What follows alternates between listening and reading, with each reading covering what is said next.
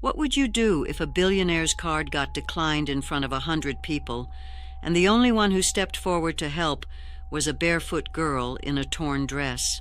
Nobody laughed at her. Nobody cheered. They were too busy being ashamed of themselves.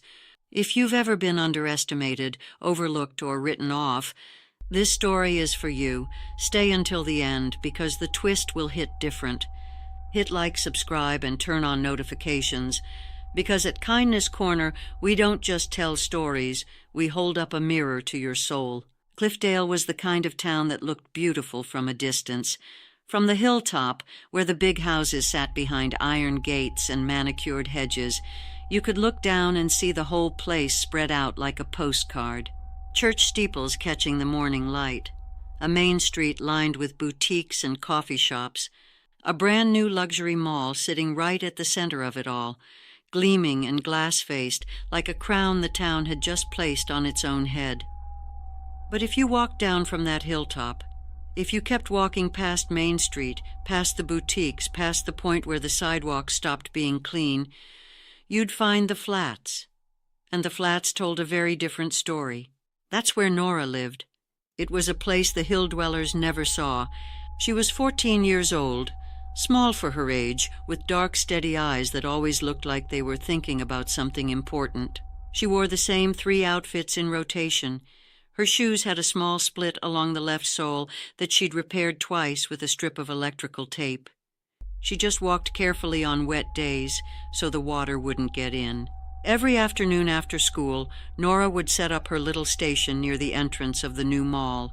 Dozens of paper flowers she made by hand each morning before sunrise. Delicate, careful little things. Roses, lilies, sunflowers. She sold them for $1 each. On a good day, she'd make $12 or $15. On a slow day, maybe $5. She did this for her grandmother, Mabel. Mabel was 74 years old and had spent the best decades of her life as a schoolteacher in Cliffdale, a woman who believed, with every fiber of her being, that education was the greatest gift you could give a child. But now her lungs were failing her quietly and steadily, and the medication that kept her breathing comfortably cost more than their entire monthly budget should have allowed.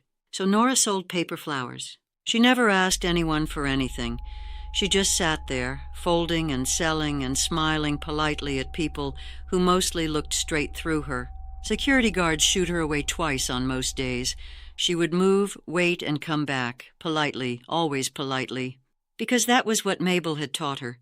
Nora, her grandmother used to say, smoothing her hair before school each morning, the world will test your dignity every single day. Don't you ever let it have it. She never did, not once. The grand opening of Cliffdale's newest luxury jewelry store, Voss & Crown, had drawn a crowd unlike anything the town had seen before. Everyone who was anyone in Cliffdale had shown up to be seen. And in the middle of it all, like a king walking through his own kingdom, came Reginald Voss. He was the kind of man who made rooms rearrange themselves around him. Tall, silver-haired, dressed in a charcoal suit that probably cost more than most people's cars. Inside, Reginald selected a necklace, $47,000 draped across a velvet cushion like it was nothing more than something to do on a Tuesday. He slid his black card across the counter without even glancing at the price tag. The cashier ran it. The machine beeped. The cashier's smile flickered almost invisibly. She ran it again. Declined. Everyone close enough saw the cashier's expression shift, saw Reginald's jaw tighten, saw Petra step forward and whisper something urgent. The silence that fell over that room was the loudest thing I have ever tried to describe. People didn't gasp. They just went very, very still. And then, slowly, the whispers started. A woman leaned toward her companion and said something behind her hand. He stood completely straight, didn't flinch, but his eyes, just for 1 second, gave him away, because underneath all that power and polish, Reginald Voss was a human being, and human beings feel humiliation the same way. That's when the glass door opened, And Nora walked in. She had watched the whole thing from outside. She had seen the card decline, and something in her chest, that quiet, steady place where Mabel's teachings lived, had made a decision. Her hand found the small worn pouch tied at her waist. Inside it was every dollar she had earned that week. $53, her grandmother's medicine money. She walked up to Reginald Voss, and she looked up at him with those dark, steady eyes and held out everything she had. "Sir," she said softly, "I don't know you, but I don't want you to be embarrassed. Please, take this." The room stopped breathing. Reginald looked down at her electrical taped shoe, at her faded dress and her paper flower basket, and her 14-year-old face that held not a single trace of pity, only sincerity. Pure, uncomplicated, heartbreaking sincerity. And somewhere near the back of the room, a woman laughed again, louder this time. "Oh, how sweet," she said. "The little street girl wants to save him." Nobody corrected her. Nobody said a word. And that silence, that hurt more than the laughter ever could. That night, Reginald Voss sat alone in his penthouse on the 14th floor, still in his suit jacket, a glass of water untouched on the table beside him. His accounts had been unfrozen by 7. 6 hours that would have meant nothing. A story he might have told at a dinner party someday, except for the girl. He kept coming back to her face, that small, serious face looking up at him without a trace of hesitation. He had met presidents. He had negotiated with the most ruthless minds in global business. None of them had ever made him feel the way that 14-year-old girl had made him feel. Small, in the way that truth sometimes makes you feel small. He called Petra at 10:30. "Find her," he said. "The girl from the mall. I want to know who she is." Petra paused. "Sir, she's just a child who sells paper flowers." "Petra," his voice was not unkind, just certain. "Find her." What Petra found over the next 4 days she would later describe as the saddest thing she had ever read. Nora's life, laid out in school records and welfare files, was a story of continuous loss dressed up in quiet dignity. Her father had walked out when she was 4. No forwarding address, just an empty chair at the kitchen table. Her mother, Diane, had raised Nora with a ferocity that only mothers who know they are running out of time seem to possess. She passed away when Nora was 9, in a hospital room that Nora was too young to be left alone in. Nora was top of her class. Her science teacher had written that she had the kind of mind that comes along once in a generation. Her English teacher had submitted an essay to a regional competition, and Nora had placed 2nd. She never knew. Petra sat at her desk at 2 in the morning, reading all of this, and felt something tighten in her throat. This brilliant, generous child had been sitting in plain sight for years, and not one person with power had ever looked closely enough to see her. She kept reading, and then she found it, buried inside a digitized archive of estate documents from 11 years ago, a name that made Petra's hand go completely still. Diane Calloway, Nora's mother. The estranged daughter of Harlan Calloway, co-founder of the Calloway-Voss Group. Harlan had died 11 years ago, and his will, a will that named his daughter Diane as sole beneficiary of a trust valued at $340 million. Diane had died before she ever knew. And Nora who folded paper flowers in the cold, who offered a billionaire her last $53, was the sole surviving direct heir to a fortune she didn't know existed. Petra printed the documents with shaking hands. She drove to Reginald's building at 6:30 in the morning and left them on his desk without a word. He read them 3 times. Then he sat in his chair for a very long time, completely still, staring at a paper flower, $1, hand-folded from a magazine page, that he had quietly slipped into his jacket pocket. He hadn't known why he'd kept it then. He understood now. Clifton Dray had lived very comfortably for a very long time on money that was never his. He was 58 years old, soft around the edges in the way that men get when they have spent decades avoiding consequences. To anyone looking casually, he was a moderately successful man. But Clifton Dray was a thief, not the dramatic kind, the quiet kind, the kind that works through paperwork and the assumption that nobody will ever look closely enough to notice. For over a decade, Clifton had been siphoning income from the Calloway estate. Small enough amounts that it looked almost legitimate. He had never once considered Nora. That had always been his greatest advantage, and it was about to become his complete undoing. When word reached Clifton that Reginald Voss was making inquiries, something cold moved through him. He made 3 phone calls in 10 minutes. None were answered. Reginald had made his decision. He sat across from the most formidable inheritance attorney in the state, a woman named Gloria Fetch, and he told her everything: the suppressed will, the decade of quiet theft, the $340 million trust sitting untouched. Reginald was quiet for a moment. Then, "The girl gets everything, every single dollar. You don't mention my name, not to her, not to anyone." Gloria studied him for a long moment. Then she opened her notepad again and clicked her pen. "All right," she said. "Let's go get her what's hers." The case tore through Clifton Dray's life like a fire through paper. He was arrested on a Friday morning, in his driveway, in front of his slightly too expensive car. 3 counts: fraud, document forgery, and misappropriation of estate funds. His face was on the local news by noon.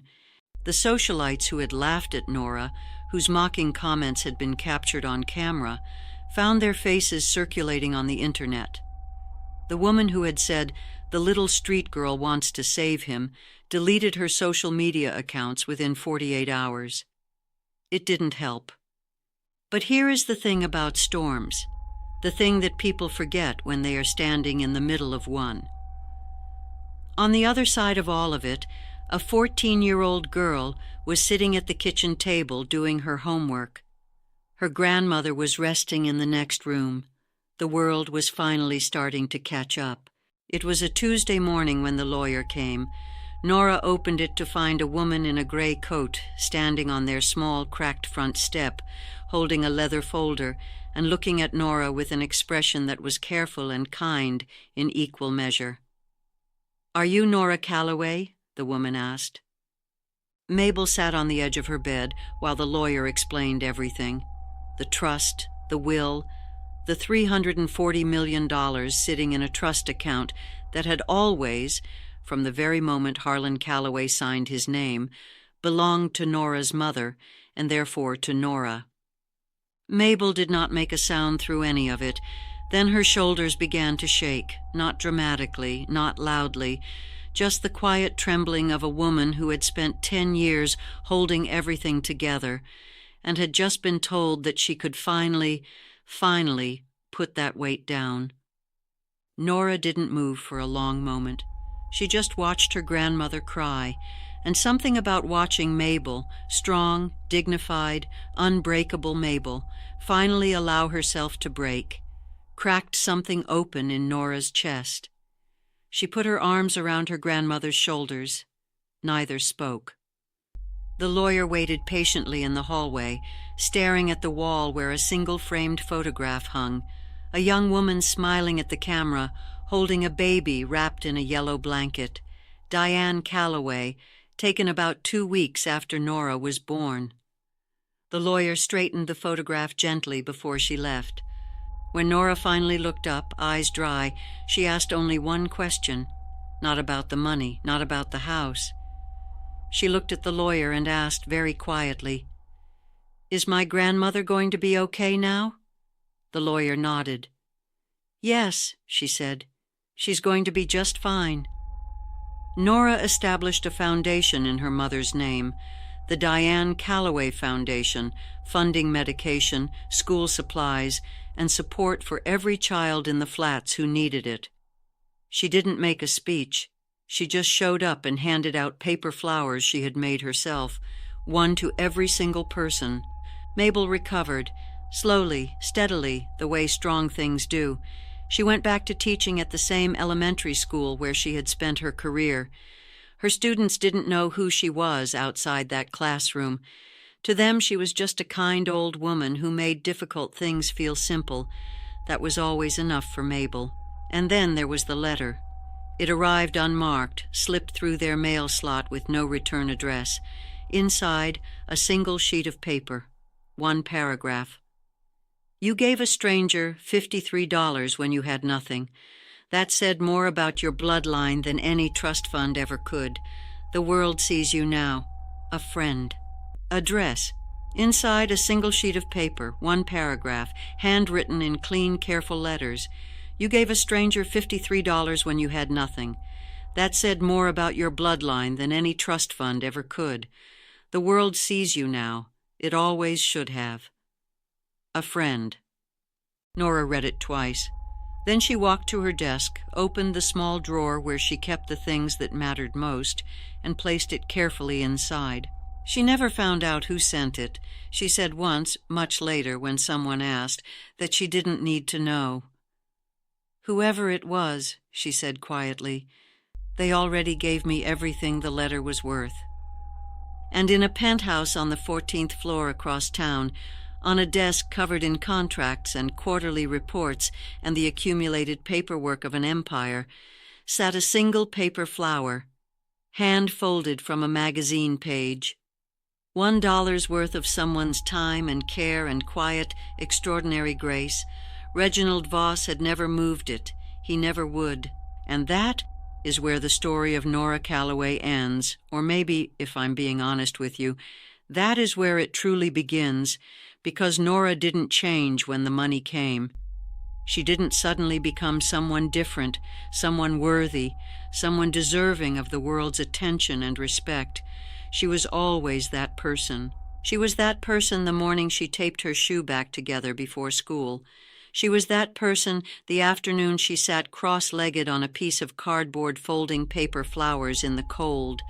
She was that person the moment she walked through that jewelry store door and held out everything she had to a stranger who, by every measure the world uses, already had everything. The money didn't make Nora. The world just finally stopped making it so easy to ignore her. And I think that's what stays with me most about this story. Not the inheritance, not the courtroom, not Clifton Dre in handcuffs in his driveway, or the socialites frantically deleting their social media accounts, or even the paper flower sitting untouched on Reginald Voss's desk like a quiet, daily reminder of the most important lesson he ever learned. What stays with me is that Tuesday morning, that kitchen table, that one question Nora asked when a lawyer told her she had just inherited $340 million. Not, what does this mean for me? Not, what do I get? But, is my grandmother going to be okay now? That question, that one small, selfless, heartbreaking question. That is the whole story, really. Everything else is just the details surrounding it. I want to ask you something before you go, and I want you to sit with it genuinely, not just scroll past it. When was the last time you really looked at someone? Not glanced, not processed their appearance and filed them away in a category, but actually looked, actually wondered about the life behind the eyes, the story beneath the surface, the Nora standing quietly in front of you that you might have already looked straight through twice today without realizing it. We live in a world that is very good at making certain people invisible, and most of us participate in that, not out of cruelty, but out of habit, out of hurry, out of the comfortable assumption that the people who seem small, probably are Nora's story, is a reminder, a loud, cinematic, karma-delivered reminder that assumptions are the most expensive thing you will ever carry, and that kindness, real kindness, the $53 kind, the kind that costs you something, is never, ever wasted, even when it feels like no one is watching, especially then.